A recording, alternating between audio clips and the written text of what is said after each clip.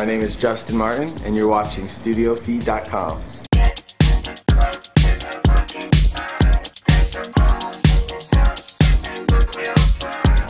I don't really have a choice. I think it's just kind of in my blood, and it's basically like what makes me tick. You know, I just love creating music, and I've been doing it since I was a little kid. I always said, like, I mean, the truth is, like, I started playing my parents' pots and pans when I was like 2 years old, and started taking music lessons when I was like 4. So it's just kind of like, there's nothing else for me. It's my passion, it's my love, it's my favorite thing in the world.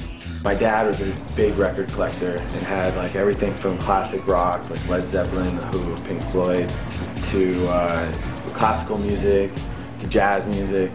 And I just grew up listening to him blasting his stereo system, like pretty much, you know, every Sunday morning, waking the whole family up to whatever his, like, you know, flavor of the day was. Music has always been like just a huge part of my life. You know, it's kind of kept me out of trouble when I was a kid, and I was never like that great academically, but I always had really awesome music teachers that kind of kept me on the right track, and yeah, pretty much now I'm here.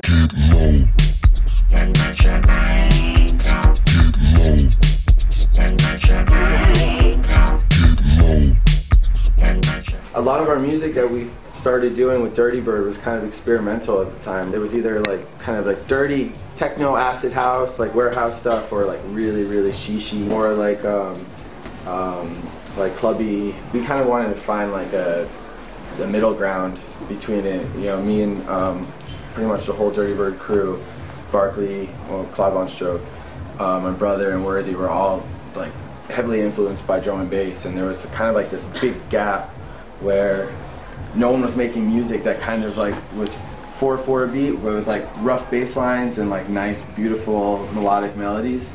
So we kind of like, I don't know, just started experimenting with that, and that combined with the fact that people in San Francisco are very open-minded and very accepting, we just like got this really cool following of, you know, awesome supporters, and that just kind of helped fuel the whole thing, and just went back and forth hand in hand. You know, just to be accepted doing like something different is like really cool. It just gives you more, I guess, more courage to just keep trying new things.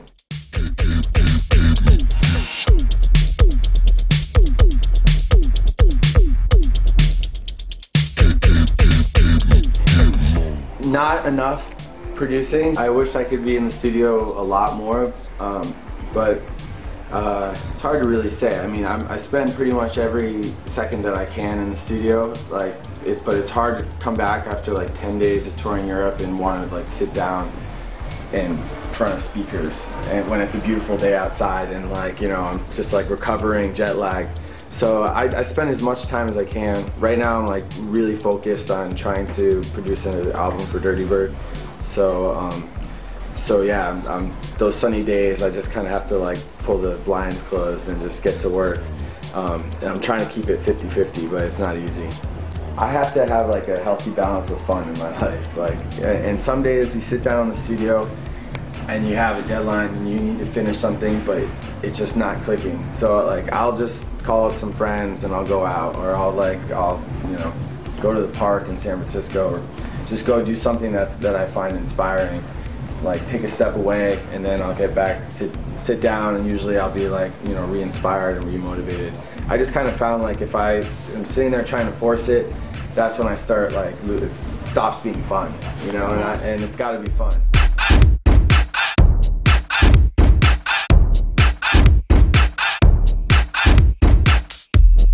I have a typical bedroom studio. I have like a PC that's pretty badass. It's like this Sonica desktop, and then I use Reason and Live together, and I don't really use too many like plugins or synths. I sample a lot of my stuff, like a lot of my sounds I just find from like old records, old drum and bass records and stuff like that.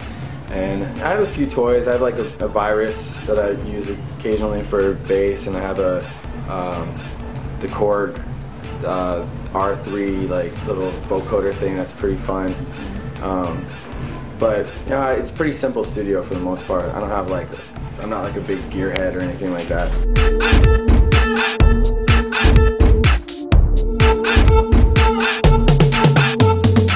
A whole live orchestra. I've always like had this dream. Something I want to do before I die is conduct an orchestra. Just be standing out there like full on, like just have it all there at your fingertips, and I don't know, there's something just so beautiful about the sound of strings. So yeah, that sounds great.